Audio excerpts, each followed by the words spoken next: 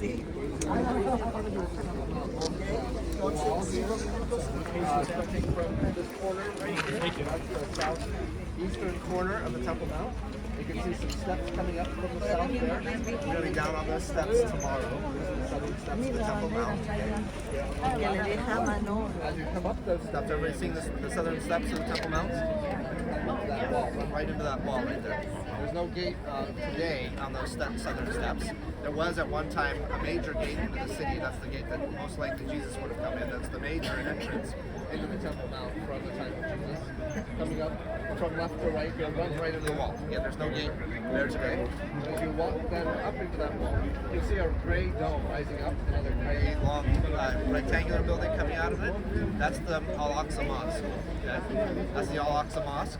It is considered a second or third most holy spot in Islam, but it's only that from about the 6th century AD is when that is.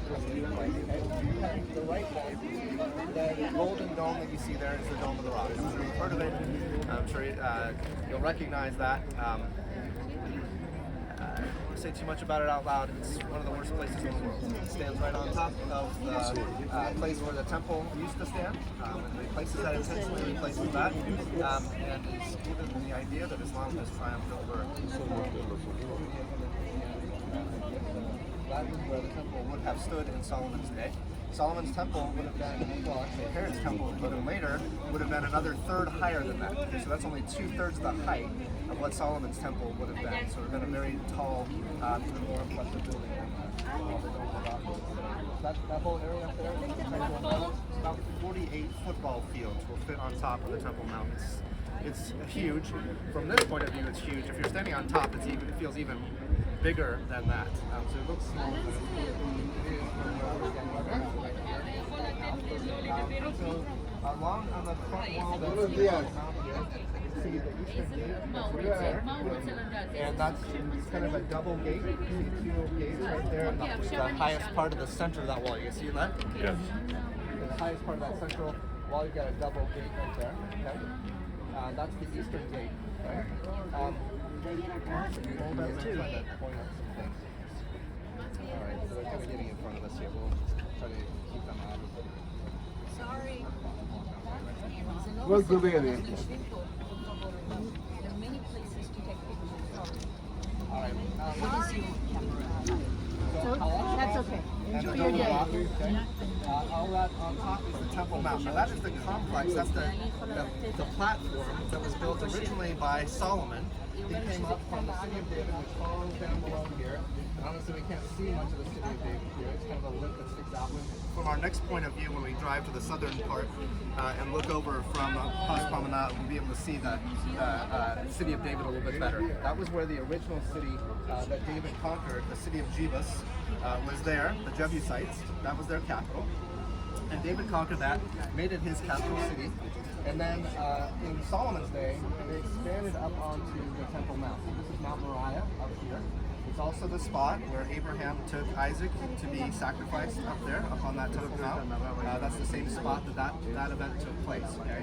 There would have been almost nothing here at that time when Abraham comes here. This would have been a bare mountain. At the very top of that is what the Dome of the Rock stands on, and that's the rock on which Abraham would have sacrificed Isaac.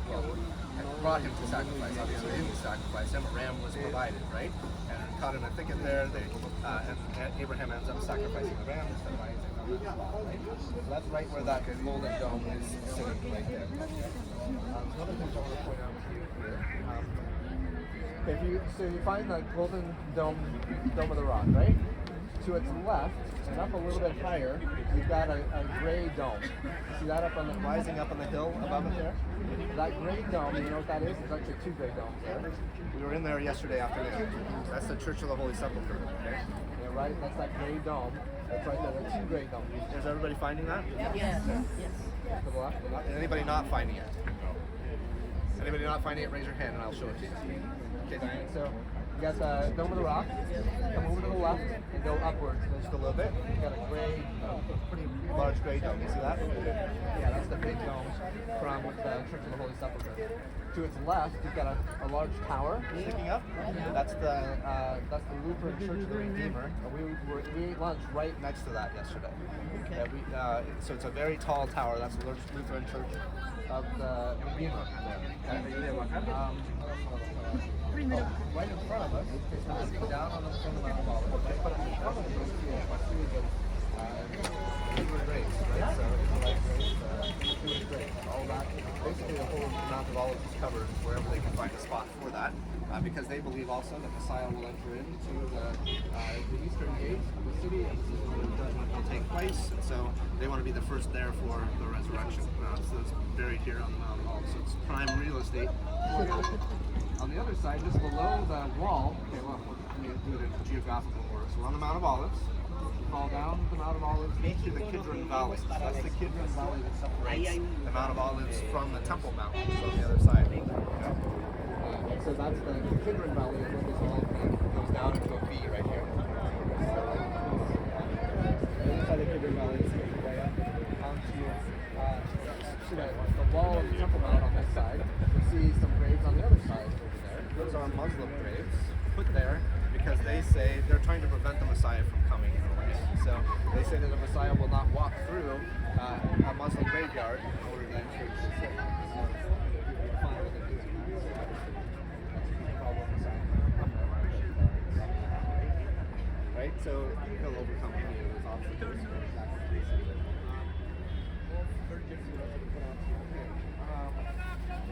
Up here, okay, so we basically, for Jerusalem, we have two hills and three valleys that define the city. So the three valleys are the Kidron Valley, here between. The Mount of Olives is outside of the city of Jerusalem. Okay? Then we have the Kidron Valley that defines this city. And then you have the Temple Mount area, or what's called the Eastern Hill, and that is the city of David, which is down below, right here on our left. And then the Temple Mount combined, that gives you the Eastern Hill.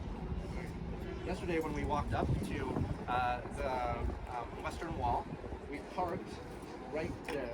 Basically, see the bus right there? We walked in through a gate up that area onto the, so you can see there's a bus. So there's a bus at the bottom of the hill, and then another one kind of up above that, a white bus. Yes. Just past that, you'll see a road that goes in. That's where we went in. That's the dung gate, where we went in to walk up to the western wall yesterday. Actually, we came out. Came out that way. We went in for Jaffa. Came in the Jaffa. From the church after that. Okay, so yeah, we came out that way and caught our bus and then drove out that way. Okay? And when we did that, we were in what's called the Central Valley. Now, the Central Valley, or the Tyropean Valley, Valley, Valley of the Cheesemakers, doesn't really exist anymore. Because it's been filled in by time. So you can't really tell that you're in much of a valley when you're there today. It's been filled in over time by civilization. It wasn't an extremely deep valley. It wasn't as deep as the Kidron Valley at any time in history, but now it's barely a valley. And so we were walking out towards our bus yesterday evening. We were walking through that Central Valley. Okay, on the other side of the Central Valley is the Western Hill. And it took you guys geographers spent a lot of time going to great lengths to try to name these valleys, and so they came up with very creative names like Eastern Hill, Central Valley, Western Hill. Very difficult names, okay, to keep in mind. Eastern Hill because it's on the eastern side. Central Valley runs between the Eastern Hill and the Western Hill. From here, it's hard to determine the Western Hill, just like yesterday when we were standing on Neve Samuel. We could see the Mount of Olives, but we couldn't see the Temple Mount. Why? Because the Western Hill was in the way. And so we couldn't see that there's a big valley between those, right? I was pointing out to you the towers that are on top of the Mount of Olives yesterday from there, but you couldn't tell that the Dome of the Rock was between that, or the Temple Mount, or the entire old city of Jerusalem. You couldn't see it because the Western Hill is in the way. So the Western Hill is kind of defined here. Well, I like to start by pointing out this church here on the left-hand side. Some of you will have to stand up to see it. It is a gray pointed dome, and it has, well, you can see three towers on the corner. There are four towers on each corner around that. You'll see that? Okay, so it's over here. It's on the Western Hill. It would have been inside the walls. In fact, all of this city of David, that church is called the Church of the Dormition. Church of the Dormition. Okay, it's a beautiful church inside and out. When we go to the upper room at some point tomorrow, okay, we will be very close to that, and you'll be able to see it. You'll be right next to it. We'll be up on top of the room where the upper room is, and so that's where the upper room is. In fact, very good historical evidence points to the fact that the actual upper room was over there. Okay? So it's right there. The Church of the Dormition actually marks the spot where Catholicism believes that Mary died, well, didn't die. She was assumed bodily into heaven. She fell asleep. So dormition comes from that same word where we get dormitory, right, to fall asleep. So that didn't happen. But the place where that didn't happen is right there. See the tower there, and the church that's right next to it. Dr. Bookman likes to call it Pokemon Church because he thinks it looks like a Pokemon. I don't know anything about Pokemon, neither does he. But that's what he says that church looks like. It's a Pokemon. So I always get it in my mind as the Pokemon Church, and you guys might remember it that way too. So Church of the Dormition. Is it the white dome? What do you look like? No, it's a gray pointed dome. You might not be able to see it. You would have to stand up because it's behind It's us. a pointed dome, and it has three towers that you can see on each corner. And there's actually a fourth tower that you can't see. To the left of it is a higher, rounded dome tower. There's a big tower right next to it. There's a gray Do you see a dome. pointy gray dome like a cone? You see it? Okay. See the mosque-looking tower straight ahead? Right next to it. Yes. The Pokemon tower. Beyond. Yeah. Well, that defines the left edge of the Western Hill. Okay? The Western Hill was not a part of the old city of Jerusalem, say, during David and Solomon's time. It was encompassed by Hezekiah because there were a lot of people when the northern kingdom was destroyed in 722. The northern kingdom was destroyed by Assyria, and just as that was happening, many refugees came down from that area, from those 10 tribes of the northern kingdom, and they lived here on the outskirts of Jerusalem. And so Hezekiah knows that Assyria is coming after Jerusalem next, and so he quickly builds a wall to encompass that entire western hill. So Hezekiah brought that part of the city inside of the walls during his day. Okay? So there's various documents. In fact, you can see it on the notebook. It's a good idea to go to our notebook. Page 109, to the page there. You can see how this looks over time.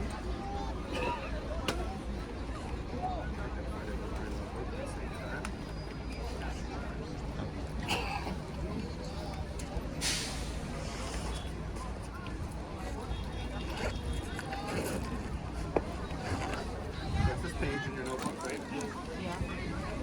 And we'll take this out from this vantage point, and then we'll see it from the south. It'll actually make quite a bit more sense from the south because this kind of the view that you're getting in your notebook is from the south eastern side. So we'll see that at our next stop as well. But you can see that there's various times of construction of the city. At first, in the upper, so number one, that shows the city of David as it would have been in David's day.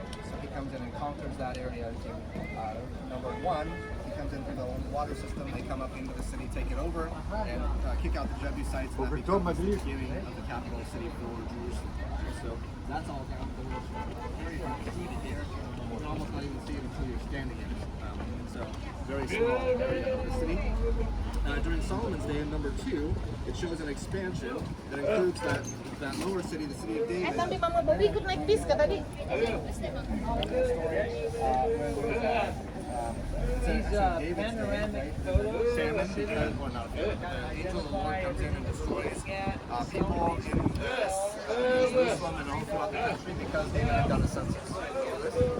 So David eventually pleads with God and says, "Please stop. This is my fault, not the people's fault, that I ordered this census." And so he makes an agreement with God. And he does that. He's on the threshing floor of Aruna the Jebusite. Remember this? Be careful. That whole top up there, that's where the threshing floor of Aruna the Jebusite would be. So he buys that, but doesn't build the temple yet because God tells him, right, you're not going to be the one to build the temple, it's going to be your son who builds it. David goes through all the building plans and accumulates all of the materials necessary and piles it up there, but then it's going to be Solomon who builds the temple on top of it. Right? Make sense to you guys? The Western Hill also goes beyond the Western Hill in the new city of Jerusalem. You can see the King David Hotel is this perspective is really it's this gray rectangular building, pretty much on the ridge line you can see there. And it has behind it the YMCA tower. So it looks like the YMCA tower is jutting up out of the King David Hotel. So you guys all see the rectangular building there with the tower sticking up almost right in the middle of it. The rectangular building is the King David Hotel. And the tower poking up is the YMCA. Beautiful, most beautiful second peak building I've ever seen.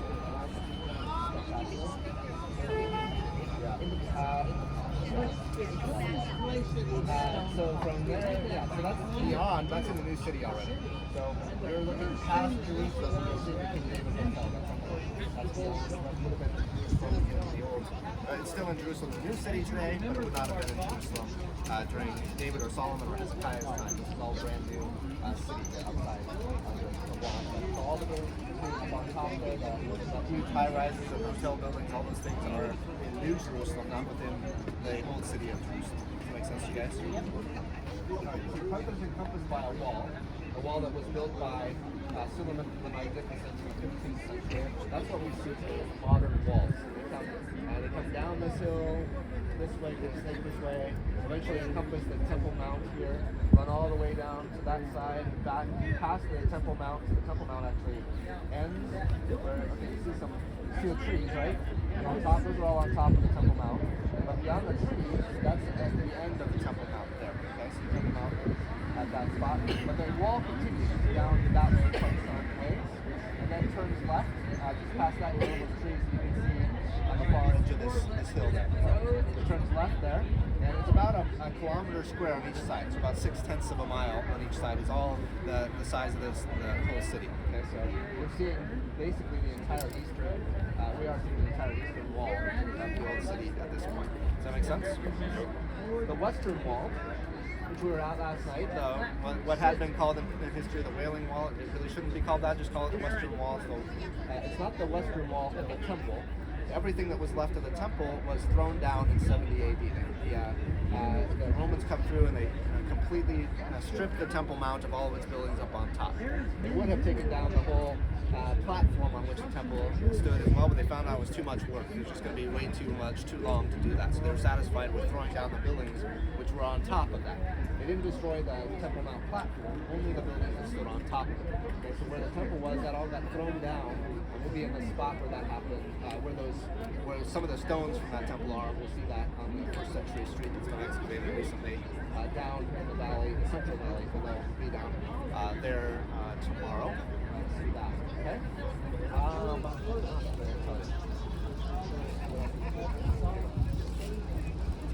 Alright, that's basically what I have for you here. But I know that was a lot to take in, so I want to see if you guys have any questions. I want to see that, I want you to be familiar with this. So, the Grey Dome? That's the church we were in yesterday, the Church of the Holy Sepulchre. Yeah, that's the Church of the Holy Sepulchre. So we got two great, this really dark gray dome here is the Al-Aqsa Mosque. The great dome back there with another great dome in front of it, that's the Church of the Holy Sepulchre. We have several different great domes. Yeah, so this is a way that you pay respect to like a relative or somebody, maybe a rabbi along the way. You see some of the graves on top, have stones placed on top, just a way of showing respect when you come to visit this place. So you can see some of that on all the rocks placed on top of it. Always look at sign of respect. Alright, so we were between, you see the tower, the very tall tower in the middle of the city there with the little gray brown dome to the right of it. Come to the left of that, and you see a high tower with a point on top of it. That's the Lutheran Church of the Redeemer, and we were right in the shadow yesterday. Yep. Yeah, what other questions? You guys know? No problem. I love to answer questions here. So if you didn't see something, you don't recognize something, I'm happy to explain it to you. So when Jesus rode in, yeah, he would have come in from the southern steps most likely. So he would have been here. So Bethany is just around the corner of the end of the Mount of Olives to our south here. He would have come in from Bethany, come up that way, and there's a long series of steps that came up on the other side of the city of David. And that was kind of the Pilgrim Road up into the they would have been singing the Psalms of Ascent as they made their way up that way. So all what we know of as the Palm Sunday would have taken place on the other side of the city. They were kind of walking around that, coming up the steps. They would have stopped at there's a tremendous amount of mikvahot down there, so the ritual baths. They would have been cleansed in those, received the token of their been cleansed, and then make their way up into the temple of Southern Gate. Yes, yeah. Different gates, beautiful gate, I think. No, beautiful gate. The same, different name. Yeah. Called the Holy Gate at some point. Trzeba i to. Ale jeżeli wejść, przepraszam, do zwykłego sklepu, nie tu sklepu, ale w tych... Marek, trzymaj flagę. We're gonna have to get up on the spot. I want you to be able to take some pictures. Come on down. Yeah, you want to sing a song? Quick song? Yeah, go ahead. Sing a song. We'll sing a short one.